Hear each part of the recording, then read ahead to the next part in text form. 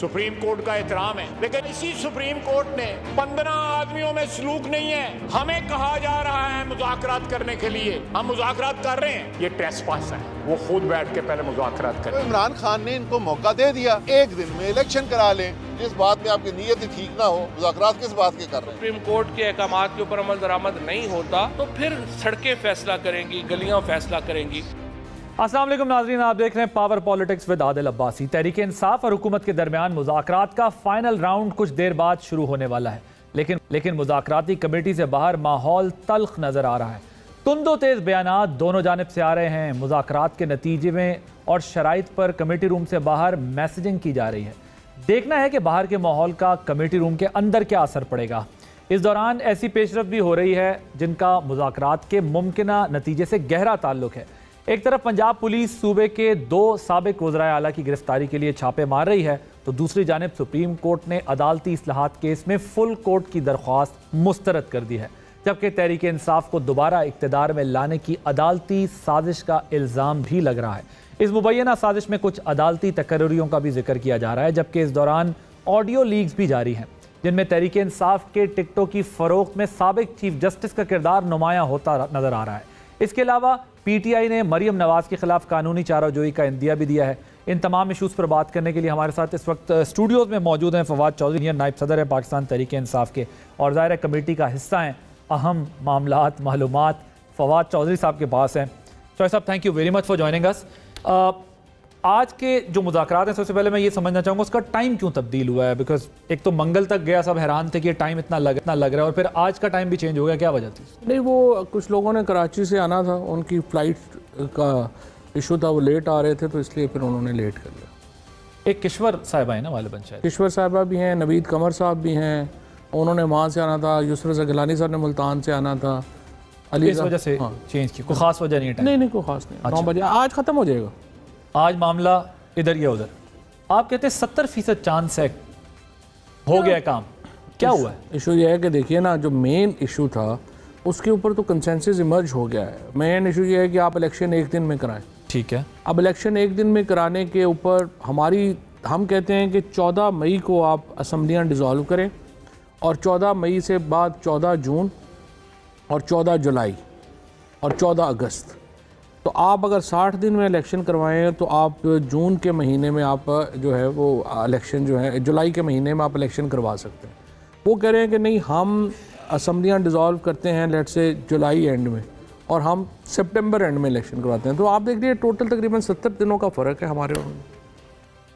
आप 70% जब कामयाबी कहते हैं, मुज़ाकरात कामयाब हो गए, तो आप किस? तो ये प्रिंसिपल जो तय हुआ कि आप एक वक्त में करा लें, तो ये प्रिंसिपल तो तय हो गया ना। बाकी डेट्स है उसके ऊपर आज हमने अपनी डेट्स दे दी हैं, उन्होंने देखते हैं वो कुछ flexibility. From the day one you were of the view, I mean your party, कि जी एक ही दिन होने चाहिए, वो एक ही दिन हो रहे हैं। असल इशू तो तारीख और महीने का है ना? नहीं, तारीख और महीने का नहीं है। तारीख और महीने से पहले ये है, हमारा मौक़िफ़ तो ये है 14 मई को पंजाब के इलेक्शंस होने हैं। अभी देखिए, अगर हम आज अगर ये डेट्स के ऊपर को फाइनलाइजेशन होती है, फिर सब्सिक्वेंटली आपको आइनी तरमीम करके इलेक्शन की जो प्रोविंशियल इलेक्शन के डेट है वो आगे ले जानी पड़ेगी, क्योंकि मौजूदा जो आइन के हमारा जो रिक्वायरमेंट है वो तो ये है, असम्बलियाँ नहीं होंगी। पाकिस्तान का आइन 2 बुनियादों पे खड़ा है। Sovereignty belongs to Allah almighty, और इसको इस्तेमाल करेंगे chosen representative of people of Pakistan. So today Punjab की हुकूमत और KP की हुकूमत गैर आइनी हुकूमत है, क्योंकि इसको तस्लीम ही नहीं करता आइन। अब आपको इसको आगे ले जाना है, आपको कॉन्स्टिट्यूशनल अमेंडमेंट करनी पड़ेगी, और कोई तरीका नहीं है। अदरवाइज तो ये सारे आर्टिकल 6 में जब भी ताकत आएगी किसी के पास, दूसरे के पास, ये आर्टिकल 6 फेस करें। मुज़ाकरात में अदालत के अलावा क्या दीगर जो स्टेक होल्डर्स हैं उनकी भी आशीर्वाद हासिल है? मतलब फौजी इस्टेब्लिशमेंट की, देखिए आर्मी इस्टेब्लिशमेंट की आशीर्वाद होना बड़ा ज़रूरी है, उनका रोल है। लेकिन फ्रेंकली ये सवाल मैंने रखा है PMLN की जो कमेटी है उनके सामने, और अनऑफिशियली भी रखा है और ऑफिशियली भी रखा है, और उनसे मैंने यही समझने की कोशिश की है कि आप जो मुज़ाकरात कर रहे हैं, क्या इसके पीछे मिलिट्री इस्टेब्लिशमेंट की आशीर्वाद हासिल है या नहीं है, और हमारे से तो रब्ता नहीं है। तो this is certainly a point जिसके ऊपर 100% मुझे नहीं पता। आपको बॉडी लैंग्वेज से या उनके डायलॉग करने से क्या लगा? कह तो रहे हैं वो कि नहीं वो अपना हमें इस्टेब्लिशमेंट की भी हमायत हासिल है, लेकिन कोई इसका अमली मुजाहरा नहीं हुआ। स्पेशली आपने जैसे अपने इंट्रो में वाक़यात के हवाले दिए हैं, परवेज़ इलाही साहब के घर के ऊपर जिस तरीके से बख्तरबंद गाड़ियाँ गई घुसी, फिर उस्मान बुज़दार को आज अरेस्ट करना, यहाँ पे PTI के वर्कर्स को अरेस्ट करना, ज़ाहिर है कि जो कमेटी है, नून लीग की जो कमेटी है, वो भी कंफ्यूज्ड है कि ये क्या हो रहा है। सो आई डोंट नो। आपके ख्याल में चीज़ें उनके हाथ में नहीं? उन बेचारों के हाथ में तो इतना कुछ नहीं है। जिस तरह हमारे यहाँ एक पॉलिटिकल रियलिटीज़ हैं, ज़ाहिर है उसी के मुताबिक ही चलते हैं। सो उसके अंदर भी फिर उनकी अपनी एक पॉलिटिक्स भी है, पार्टी पॉलिटिक्स है। आपने देखा है एहसन इकबाल ने, ख्वाजा आसफ ने, वो बयान कोई हमारे ख़िलाफ़ तो नहीं ना दे रहे, वो बयान तो इसहाक डार, साद रफ़ीक, आज़म तारड़ की टांगें खींच रहे हैं ना, हमारे तो वो तो हमारा इशू तो नहीं है। ये 2 पॉइंट्स हैं जो मैंने अल्लाह से सवाल आपसे करने थे, आपने खुद ही उसका तज़किरा कर दिया। लेकिन चले पहले एक तरफ आ जाते, बयानात वाले मसले पे आते हैं। वज़ीर दिफा कह रहे हैं ये इसका कोई नतीजा नहीं निकला, लेकिन साबिक वज़ीर दिफा परवेज़ खटक साहब भी उम्मीद नहीं रख रहे, वो भी होपफुल नहीं, आपकी पार्टी के हैं, वो भी कह रहे हैं कि इससे कुछ नहीं निकलना, मुज़ाकरात नहीं। खटक साहब ने तो खैर ये कहा है कि होने चाहिए, उन्होंने ये तो नहीं कहा कि नहीं होना चाहिए, उन्होंने कहा होने चाहिए और इस पर निकल आने चाहिए, कोई नतीजा निकले, लेकिन मुझे लगता नहीं है। लेकिन जिस तरह की ख्वाजा आसिफ ज़ुबान इस्तेमाल कर रहे हैं, या वो हमें परवेज़ खटक साहब को तो देखें ना, हमें थोड़ा सा एडवांटेज है कि असद उमर साहब हैं, परवेज़ खटक साहब हैं, वो कमेटी में नहीं हुई हैं, तो हर लम्हे को हम उन्हें एतमाद में वो उनको हम लेते हैं और हम बताते हैं क्या हो रहा है क्या नहीं हो रहा। तो दूसरी तरफ जो लोग हैं, इसके साथ साथ जो हमारी बाकी लीडरशिप है सारी, उसको भी हमें जो है वो एतमाद में उनको लेने की कोशिश होती है जितने लोग हो सकें। तो ये जो बाकी इनका जो इस वक्त चल रहा है वो तो एक इंटरनल कॉन्फ्लिक्ट है ना, शहबाज शरीफ वर्सेस मरियम नवाज़, वो आपको नज़र आ रहा है। तो जो वज़ीर दिफा गुफ्तगू कर रहे हैं वो मरियम नवाज़ साहबा, जावेद लतीफ़ हो गए, ये हो गया अपना ख्वाजा आसिफ हो गए, एहसन इकबाल हो गए, मरियम नवाज़ ख़ुद हो गई, इनके बयान ज़ाहिर है कि इसहाक डार और ख्वाजा साद रफ़ीक और आज़म तारड़ की पोजीशन को तो कमज़ोर ही कर रहे हैं ना। लेकिन डार साहब भी तो मियाँ साहब और मरियम नवाज़ साहबा वाला कैंप ही है ना, वो फिर मुज़ाकरात में बैठे हैं और ख्वाजा आसिफ साहब ये बयान दे रहे हैं, तो ये तो समझ आ रही है। नवाज़ शरीफ साहब किधर खड़े हैं हमें नहीं पता, नवाज़ शरीफ की मंजूरी के बगैर तो मुज़ाकरात नहीं हुए होंगे, पर नवाज शरीफ साहब की मंजूरी के बगैर इस किस्म के बयानात भी नहीं आ सकते। नहीं, but as a student of politics, मतलब हमारी जो not as a PTI member, but जाहिर है कि नून लीग में जो कंट्रोल है वो तो शहबाज शरीफ का और नवाज शरीफ का है ना। तो अगर वो शहबाज शरीफ और नवाज शरीफ ने आपस में कोई कंसल्टेशन करके ही शुरू किए होंगे ना, और ये जो बयान आ रहे हैं अब इनमें कितना क्या आप समझते हैं कि नवाज शरीफ शहबाज शरीफ के ख़िलाफ़ बयानात देने की इनकरेज करेंगे? आई डोंट नो, मैं ये तो दिस इज़ एनीबडीज़ गेस। सितंबर की अपॉइंटमेंट का रोला है, आई मीन जो चेंजेस आने हैं जुडिशरी में, असल रोला जो है ना वो है यहाँ पे, वो तो पता ही है ना, फवाइज़ ईसा साहब ने चीफ जस्टिस बनना है, उसमें तो कोई इशू नहीं। आप पे इल्ज़ाम है कि आप लोग इसलिए जल्दी इलेक्शन कराना चाहते हैं ताकि वहाँ की तब्दीली से पहले यहाँ तब्दीली नहीं, हमें कोई फवाइज़ ईसा साहब से प्रॉब्लम नहीं। लेकिन सुप्रीम कोर्ट के साबिक सदर भी लगा रहे हैं इल्ज़ाम, PMLN भी लगा रही है और लोग भी लगा रहे हैं कि इनको इस वजह से जल्दी है कि ये इन्हें पता है कि वहाँ चेंजेस आ जाएंगे, उससे पहले ये चाहते हैं कि इलेक्शन हो जाए। वो तो लगा रहे हैं, इल्ज़ाम लगा रहे हैं। देखिए मैं आपको बताऊं, हमने 10 बार कहा है, अतर मिनल्ला साहब की जजमेंट से मैं बड़ी ज़ाती तौर के ऊपर जो है मैं मायूस हूँ, लेकिन जस्टिस अतर मिनल्ला हो गए, जस्टिस मंसूर अली शाह साहब हैं, जस्टिस फ़ाइज़ ईसा है, ये इनके बड़े स्ट्रॉन्ग डेमोक्रेटिक क्रेडेंशियल्स हैं। तो ये कहना कि ये जजेस कोई जो है वो आके इलेक्शन नहीं कराएंगे या कुछ नहीं करेंगे, ये मैं तो I will be the last man to believe that, because जो मैं जस्टिस मंसूर अली शाह साहब को जानता हूँ या अतर मिनल्ला साहब को जानता हूँ, या जो ज़ाहिर है जो पंजाब में या इधर जो इस्लामाबाद में हैं उनमें से जजेस जो हैं उनको जो है वो मेरी पहले वाकफियत है, लेकिन ये कहना कि ये जजेस आएंगे तो ये कोई डेमोक्रेसी नहीं होने देंगे और ये कोई इस्टेब्लिशमेंट के कोई पॉन बन जाएंगे या वो इस्टेब्लिशमेंट की ख्वाहिशों पे सवाल पैदा नहीं होता। चीफ जस्टिस के टेन्योर पे कुछ 3 इयर्स वो उसको फिक्स करने पे है कुछ आप लोगों की पॉलिसी ख्याल है? मैं आपको बताऊं, सबसे बड़ा पाकिस्तान की मीडिया का अलमिया ये है, ये बात बार बार हुई, अनफॉर्चुनेटली कोई बंदा आइन पढ़ के ही नहीं देखता कि इसका तरीक़ाकार क्या है। जब चीफ जस्टिस की टेन्योर आर्टिकल 179 में है, यानी आपको कॉन्स्टिट्यूशनल अमेंडमेंट चाहिए। आर्मी चीफ की ये टेन्योर का इशू नहीं है, आर्मी चीफ की टेन्योर एक्ट से होती है। चीफ जस्टिस की टेन्योर के लिए आइन में तरमीम चाहिए, जिसके तो वो तो 2/3 मेजॉरिटी अगर आपके पास आ जाए या दोनों मिलकर करना चाहें तो कर सकते। नहीं कर सकते ना, सेनेट में तो 2/3 मेजॉरिटी कभी भी नहीं आ सकती अभी, उसके लिए तो आपको साल जो है वो इंतजार करना पड़ेगा। साल बाद सही, साल से वो तो रिटायर हो जाएंगे 16 तारीख। मैं किसी भी प्रिंसिपल बात कर रहा हूँ, मैंने किसी बंदे का जिक्र नहीं किया था, वैसे कह रहा हूँ। वैसे आप लोगों की ख्वाहिशात में से ये है कि 65 साल के बाद जो है हमारे यहाँ कंसेंसस है कि एक्सटेंशंस और ये नहीं होनी चाहिए, ना ही चीफ जस्टिस की होनी चाहिए, ना ही एक्सटेंशन जो है वो आर्मी चीफ की होनी चाहिए।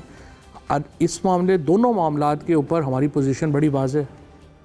जो ऐसी कोई प्रपोजल डिस्कस भी नहीं हुआ, आप डिस्कशन भी नहीं हुई? मैं ये कह रहा हूँ ये प्रिंसिपल हमारे प्रिंसिपल स्टैंड के ख़िलाफ़ है कि जजेस की टेन्योर जो हैं वो बढ़ा दी जाएं, या जो अभी हमने जो बिटर एक्सपीरियंसेस हमारे हुए हैं कि जर्नलों की टेन्योर्स बढ़ा दी जाए, ये नहीं होना चाहिए। वो आपको याद है जब जनरल बाजवा की एक्सटेंशन का मामला आया, जाहिर है आप लोग बड़ा आगे गए वो मसला हल करने के, सभी गए, आप क्या गए, सारी जमातें बावजू होके गई, सारे गए, जाता कौन है वो ले आते हैं।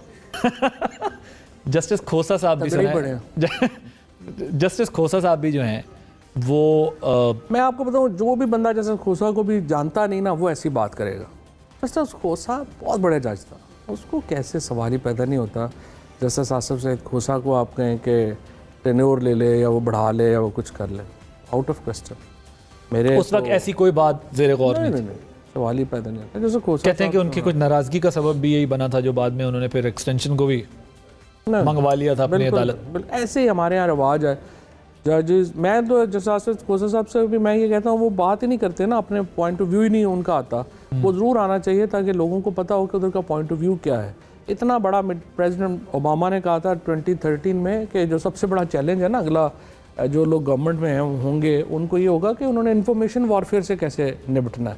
2013 में उन्होंने कहा था, अब तो 2023 है, तो जैसे खोसा साहब को भी चाहिए अपनी पोजीशन जो है वो उसके ऊपर अपनी क्लियर करेंगे। मसला जो है वो मुज़ाकरात में सिर्फ तारीख का है या फिर एक पूरा पैकेज है? दूसरी तरफ से मियाँ साहब भी उसके अंदर शामिल हैं, क्योंकि जब हम देखते हैं बयानात तो उससे क्लियर कट पता चलता है। वो कहते हैं कि इलेक्शन ऐसे कोई नहीं होगा, जब ही होगा जब मियाँ साहब को क्लियर करेंगे या वापस आएंगे और ये सब कुछ। हमें नवाज शरीफ की वापसी पे कोई इतराज़ ही नहीं, हम तो रोज़ कहते हैं वो वापस आए, हमारा तो कोई प्रॉब्लम नहीं। जो नवाज शरीफ जो हैं वो इस वक्त कन्विक्टेड है पेनामा केस में नैब कोर्ट से, उन्होंने आना है, अपनी जो भी उनकी लीगल रिप्रेजेंटेशन है वो करें।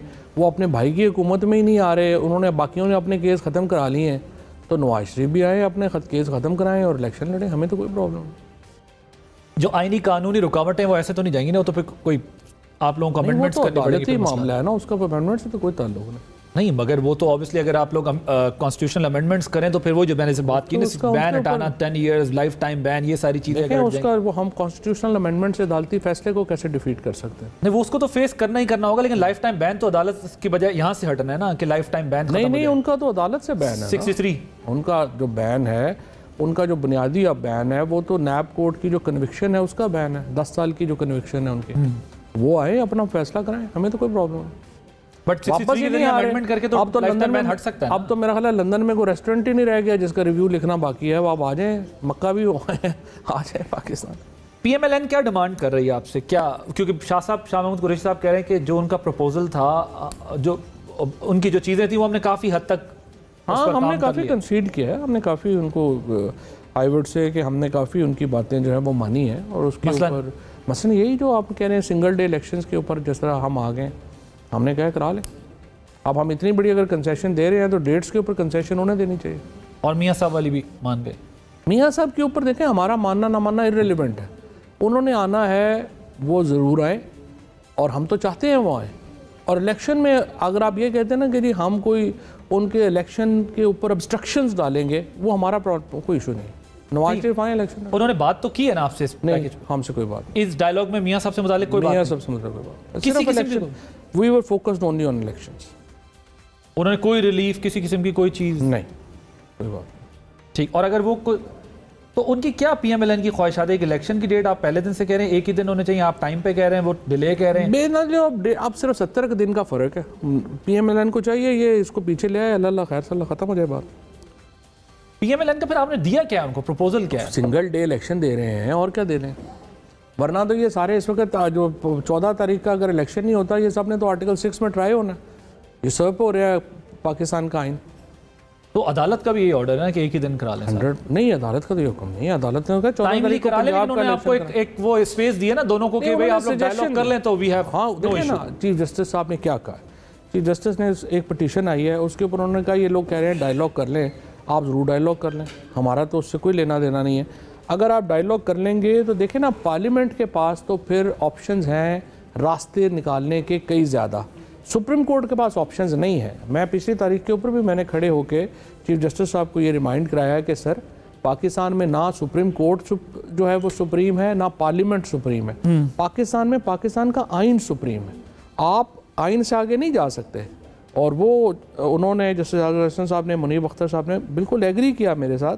देखिए सुप्रीम कोर्ट के हाथ बंधे हुए हैं, सुप्रीम कोर्ट आइन से आगे नहीं जा सकता, पार्लियामेंट के हाथ नहीं बंधे हुए, पार्लियामेंट जो है वो। लेकिन सुप्रीम कोर्ट भी जब सुप्रीम कोर्ट ये कहती है कि आप दोनों में वैसे डायलॉग होना चाहिए, मैं तो आपको पता है पहले दिन से ये बात कह रहा हूँ, डायलॉग होना चाहिए, सियासतदानों को करना चाहिए, तारीख तय, ठीक। लेकिन जब सुप्रीम कोर्ट ये कहती है कि जी आप फैसला कर लें तो हमें कोई इतराज़ नहीं है, तो उस वक्त भी तो 90 डेज से आगे चला जाता है ना मसला। फिर 90 डेज तो नहीं रह गया, हो सकता है आप लोग 20 दिन बाद का फैसला कर लें, तो फिर 90 डेज का है, फिर तो कॉन्स्टिट्यूशन से बाहर निकल गया ना मसला। वो सुप्रीम कोर्ट ने कहा है ना कि जो बेयर मिनिमम डेट है आप उससे बाहर जा सकते हैं। वो सुप्रीम कोर्ट ने अपने इख्तियार जो आर्टिकल 187 के तहत है वो इख्तियार इस्तेमाल करके उन्होंने ये दिया है। लेकिन आप ये कहें कि महीनों आगे जा सकते हैं तो वो सुप्रीम कोर्ट नहीं जा सकते। अब एक तरफ ज़ाहिर है अदालत का फैसला, अदालत की सपोर्ट है आपके साथ, और हमारे साथ नहीं अदालत का फैसला, अदालत की सपोर्ट आइन के साथ है, आइन की सपोर्ट हमें हासिल है, बिकॉज एक प्रोसेस है। चले आपने इसको और एलैबोरेट कर दिया, अदालत का फैसला मैंने कहा वो आपके लिए सपोर्ट है। लेकिन दूसरी तरफ हमें यह सुनने को मिलता है कि अगर ये नाकाम हुए डायलॉग, एहसन इकबाल साहब कह रहे, तो ये पीटीआई की नाकामी होगी, फिर तो 1 साल हम आगे वैसे भी ले जा सकते हैं, आइन में उसकी गुंजाइश है, इलेक्शन आगे ले जाएंगे 1 साल। एहसन इकबाल साहब जो हैं मेरा ख्याल है वो लेफ्ट आउट फील कर रहे हैं, इस तरह की बातें कर रहे हैं, आगे नहीं ले जा सकते। वो क्यों लेफ्ट आउट फील करेंगे, फेडरल मिनिस्टर हैं वो। बस मेरा ख्याल है उनको पूछ नहीं रहे आजकल। लेकिन बहरहाल एहसन इकबाल साहब को भी पता है आगे ले जाना, यहाँ तो इलेक्शन तक जाना मुश्किल हो रहा है, आगे ले जाना कौन लेके जाएगा। बहरहाल इलेक्शन आगे ले जाने का मतलब तो यही है कि आप पाकिस्तान के आइन को नहीं मानते, पाकिस्तान के कानून को नहीं मानते, पाकिस्तान के अवाम को नहीं मानते, फिर लोग जाने और ये जाने। क्या होगा वैसे, आप आज भी अभी प्रेशर में भी ये बात कर रहे थे कि अगर अदालती फैसले पर अमल दरामद नहीं हुआ तो लोग सड़कों पे फैसला करेंगे, जाहिर है फिर क्या ऑप्शन होगा, लीड आप लोग करेंगे 100%। हम लोग क्या होगा, अनारकी होगी, जाहिर है अनारकी होगी जब आइन ही नहीं रहेगा। देखें हमारे में और साउथ सूडान में इस वक्त क्या फ़र्क है, आप में और अफगानिस्तान में इस वक्त क्या फ़र्क है, वहाँ कंसेंसस नहीं है कि रियासत कैसे चलनी है। जब एक दफ़ा आइन को आप उठा के रद्दी की टोकरी में फेंक देंगे तो उसके बाद क्या होगा, उसके बाद तो हर शख्स की अपनी मर्जी, जो ज़्यादा ताकत जंगल का कानून है फिर तो जिसके। लेकिन फवाद साहब सड़कों पे तो आप लोग पहले भी आए, चले यहाँ तक तो हो गया कि अदालत हमारी वजह से ही पाकिस्तान में इस वक्त अनारकी नहीं है।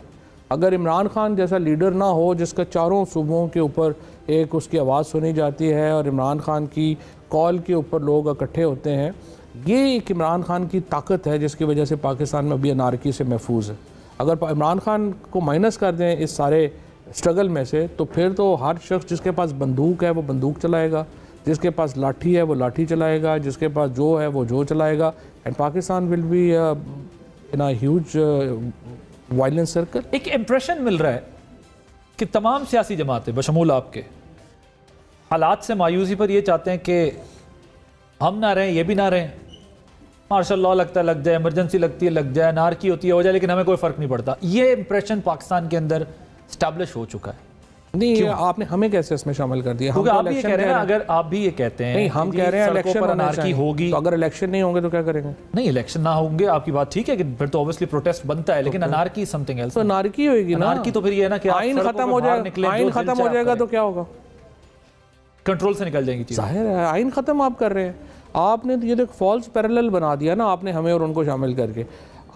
हम ये कह रहे हैं कि आप अवाम के सामने सरेंडर करें, ये वो बुनियादी असूल है जिसके ऊपर पाकिस्तान की रियासत खड़ी है। आपको याद होगा जिसमें खान साहब ने कहा कि इससे तो बेहतर था कि ये एटम बम मार देते, इनको ना लेके आते। इसका मतलब तो उनका भी माइंडसेट ये है कि अगर हम नहीं है तो फिर ये नहीं होने चाहिए। नहीं, वो देखिए वो कॉन्टेक्स्ट में बात की थी, वो तो अब लतीफ़ा बना हुआ है कि पाकिस्तान में मार करने वाला जो PDM का तजर्बा किया गया है मिसाइल का, वो तो इकोनॉमी की बात कर रहे हैं, इकोनॉमी पे बम मार, यही मैं कह रहा हूं, इकोनॉमी पे तो बम मार ना देते, बेशक बम मार देते, इकोनॉमी पे बम, वो इकोनॉमी के कॉन्टेक्स्ट में बात कर रहे हैं ना, तो इकोनॉमी में तो ठीक कह रहे हैं, इकोनॉमी पे नहीं कहा था, इकोनॉमी में कह रहे थे, आप दोनों को दोबारा देखने की, इकोनॉमी के ऊपर बात हो रही थी। चले मान लेते हैं आपकी बात। अब मुझे ये बताइए, जो परवेज़ इलाही साहब के घर पे छापा पड़ा है लाहौर फिर गुजरात, उस तरह का रिएक्शन नहीं आया पीटीआई का? क्या पीटीआई में लोग या जो कारकुन है आपका वो भी ज़हनी तौर पर किस तरह का रिएक्शन नहीं लीडर्स, मतलब प्रोटेस्ट जिस तरह दूसरे जब दमान पार्क में हुआ जिस तरह लोग निकल आए थे, तो आपकी पार्टी के सदर हैं, उस तरीके से आपका कारकुन नहीं निकला? परवेज लाई देखिए, बाकी किसके ऊपर निकला हुआ है?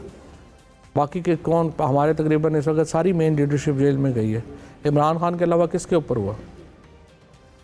नॉर्मल है आपके ख्याल में कोई मसले वाली बात? वैसे ही रिएक्शन हुआ जैसे बाकियों का हुआ। बाकी सदूर भी तो नहीं है ना पार्टी के, किस सदर के घर पे छापा पड़ा था? नहीं, लेकिन मसलन या इस तरह अली अमीन जो हैं वो जनरल सेक्रेटरी हैं केपी के, और जो बाकी सारे लोग हैं वो सीनियर अहदेदार थे, सब सीनियर अहदेदार अंदर गए। यानी रिएक्शन सिर्फ खान साहब के ऊपर होगा? उसकी वजह है, उसकी वजह ये है कि देखिए बात यह है कि हर आपने एवेल्युएट करनी होती है ना। इमरान खान के साथ जो जज्बाती वाबस्तगी है तहरीक इंसाफ के कारकुनों की और इवन आम पाकिस्तानी की, वो बाकी लीडरशिप के साथ उस तरह से तो नहीं होगी।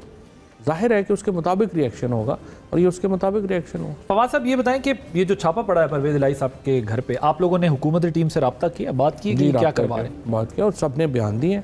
उन्होंने कहा हमारा कोई ताल्लुक नहीं है। आपने देखें इसहाक डार ने शाह महमूद कुरैशी साहब को फ़ोन किया, माजरत की और कहा कि ये बड़ी ज़्यादती हुई है।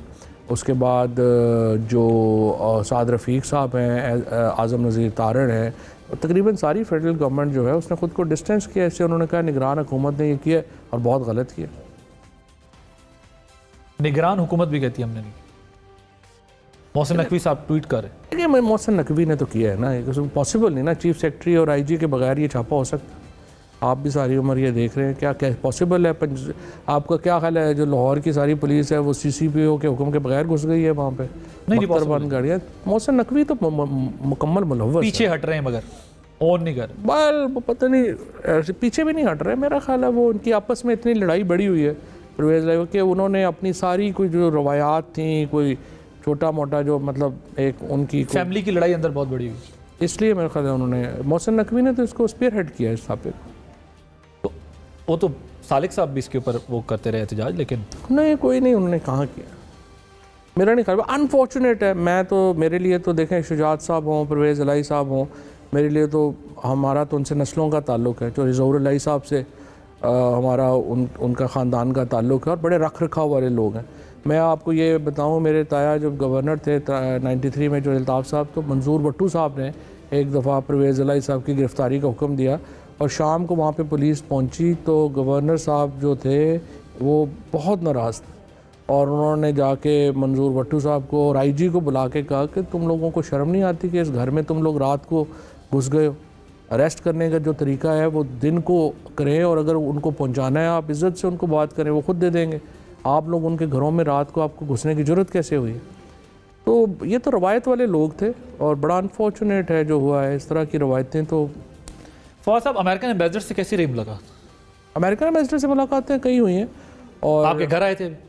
ये तो खैर घर आए थे, लेकिन वैसे मेरी उनसे कई मुलाकातें हुई हैं। ना से एम्बेसडर से भी नहीं हुई, जो सीनियर ऑफिशियल्स हैं स्टेट डिपार्टमेंट के उनसे भी हुई हैं और अमेरिका ने हमारा नुक्ता नज़र समझा है और मेरा ये ख्याल है कि अमेरिका से अब हमारे ताल्लुकात बहुत बेहतर है। तस्लीम किया कि आपके खिलाफ साजिश की थी? वो उनका अपना पॉइंट ऑफ व्यू है, हमारा अपना पॉइंट ऑफ व्यू है। हम उनसे कहते हैं कि जो साइफ़र की लैंग्वेज है वो आप देख लें, कोई भी मुल्क ये अलाउ नहीं करेगा कि ये लैंग्वेज हो कि ये हमारे ताल्लुकात डिपेंड करते हैं कि आपका वज़ीर आज़म हटेगा तो हमारे ताल्लुकात होंगे। वो कहते हैं जी हमारी लैंग्वेज नहीं है, ये तो आपके सफ़ीर ने लिख के भेजा। हम कहते हैं जी हमारा सफ़ीर जो था वो तो ऑफिशियल मीटिंग में था और आपके जो डोनाल्ड लू साहब हैं उनकी बातों को उन्होंने लिख के भेजा। तो वो कहते हैं नहीं, वो उन्होंने नहीं ये बातें कही। तो उनका नुक्ता नज़र अपना है, हमारा नुक्ता नज़र अपना। अमेरिकन एम्बेसडर ने भी कोई रोल प्ले किया है आप लोगों की बर्फ़ पिघलाने में, आइस मेल्ट कराने? अमेरिकन एम्बेसडर के बगैर कैसे बर्फ़ पिघल सकती? और ये आपकी मुलाकातों का नतीजा? मेरा ख्याल है अच्छी मुलाकातें हुई हैं जब भी आए। एक्चुअली हमारी एक मुलाकातों से तो मैं तो नहीं कह सकता कि मेरी मुलाकातों से कोई होगी। हमारे एक्चुअली जो अमेरिका के अंदर जो एक पाकिस्तानी है, ओवरसीज़ पाकिस्तानी एक्सपर्ट्स हैं, उनकी बहुत इसमें कॉन्ट्रीब्यूशंस हैं। और जिस तरीके लॉबिंग फर्म जो आपने हायर की है उसका? हमने कोई लॉबिंग फर्म हायर नहीं की।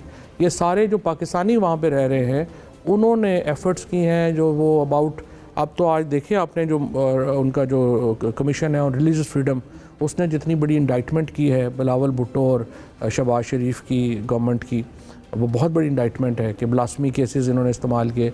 उसके बाद अब 100 कांग्रेसमैन जो है वो लेटर लिख रहा है सेक्रेटरी ब्लिंकन को और उनको कह रहे हैं कि आप इसके ऊपर ह्यूमन राइट्स वायलेशंस के ऊपर देखें, स्पेशली कस्टोडियल टॉर्चर के ऊपर। सो आई थिंक ये all credit goes to Pakistani जो एक्सपर्ट्स हैं, ओवरसीज़ हैं अमेरिका में, उनको। ये एकदम चेंज कैसे आया कि आप अमेरिका के ख़िलाफ़ थे, अमेरिका के आप और अमेरिका आपके हक़ में होना शुरू हो गया? वो तो उसमें ब्रिट शेयरमैन ने उसकी आपने तकरीर सुनी हो तो उसने कहा है ना कि देखिए इमरान खान को मैनेज करना मुश्किल है, शहबाज शरीफ को मैनेज करना आसान है, लेकिन हमारे ताल्लुकात जो हैं देखिए कोई भी नहीं जाता। मुझे आप बताइए, ये तो कह रहे थे MBS से हमारे ताल्लुकात बड़े ख़राब हैं, तो जब MBS से मिलने गए हैं तो उन्होंने इन्हें क्या कहा है? क्या कहा है? उन्होंने क्या ठीक करे पाकिस्तान को। पाकिस्तान को तो ठीक करने का कहा है, लेकिन असल बात बताए ना, विचली गल की दसी सी। नहीं, विचली गल है ये कि इमरान खान तो बगैर पाकिस्तान नहीं ठीक हो सकता। उन सऊदीज़ ने कहा है। नहीं, मैं वैसे आपको बता रहा हूँ, मैं पाकिस्तान के हालात ठीक करना तो नॉर्मल बात है ना, डिप्लोमेसी में एक दूसरे को लोग मशवरा देते हैं कि यार आप बाकी फिर आप उनसे पूछे इन्होंने क्या कहा उन्हें। वो तो कह रहे बहुत क्या इमरान खान के बगैर पाकिस्तान इस वक्त, माइनस इमरान खान, कोई दुनिया इन्विजन नहीं करती पाकिस्तान को, पाकिस्तान के अवाम इन्विजन नहीं करते माइनस इमरान खान पाकिस्तान। तो ये आपने देख लेना है, इसको देख लीजिएगा। टिकटों में गड़बड़ हुई? मेरा ख्याल है जो देखे ना, हर बंदा तो PTI का टिकट लेना चाहता है और उसके लिए हर हरबा इस्तेमाल करना चाहता है। इसके मैं तो एक्चुअली मैं सरप्राइज इस बात पे हूँ कि उतना झगड़ा नहीं हुआ जितना मैं फ्रेंकली मैं एक्सपेक्ट कर रहा था। मैक्सिमम 8, 10, 15 हलकों के ऊपर कुछ ज़्यादा शोर मचा। जैसे आप लोग पार्टी इलेक्शन करा देते हैं तब झगड़े शुरू हो जाते हैं, इलेक्शन से पहले वो ऐसे ही टिकटें देने लगते हैं तो झगड़ा शुरू। डेमोक्रेटिक हमारे अभी वो नहीं है ना कि जिसमें तमाम बोझ जो है वो आ जाता है आपकी लीडरशिप के ऊपर ही। पैसा चला होगा आपके ख्याल? सिस्टम ऐसा नहीं है।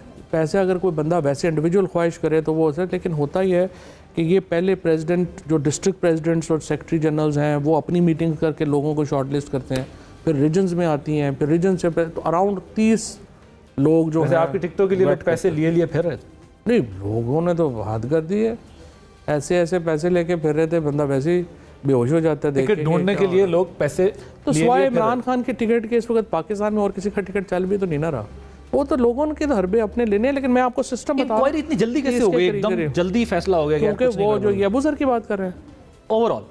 नहीं, हमने तो अभी वो अबू जर ही का देखा है, इसके अलावा तो अबू जर वाला भी ये जैसे साकिब निसार के जो वो वही है ना, वो जैसे साकिब निसार, वो तो on the face of it वो जाली है वीडियो ऑडियो, और हमेशा यही किया जा रहा है कि ऑडियो जाली ऑडियोज बना के तो उनको तो निशाना बनाया जा रहा है ना साकिब साहब को।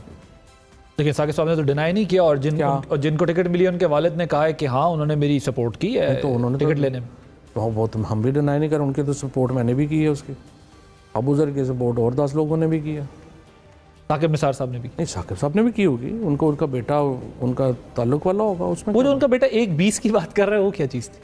अब मुझे नहीं पता क्या बात कर रहे हैं, क्योंकि वो टेप जो है ना, मसलन आप हैं, आपकी फ़ोन टैपिंग हो रही है, आपकी वालदा की वो फ़ोन टैपिंग हो रही है, आपकी फ़ोन टैपिंग हो रही है, आपकी बेगम की फ़ोन टैपिंग हो रही है, बहनों की फ़ोन टैपिंग हो रही है, मुलाजमों की फ़ोन टैपिंग हो रही है, मेरे पूरे घर की फ़ोन टैपिंग हो रही है, और उसके बाद ये किया जाए कि आदिल अब्बासी की डायलॉग रख लिया जाए और उसके बाद उन सबको मिक्स कर दिया जाए। You will come up with a funny audio जो आपकी आवाज़ होगी, लेकिन ये इस तरह से तो पाकिस्तान में तमाशा लग गया है।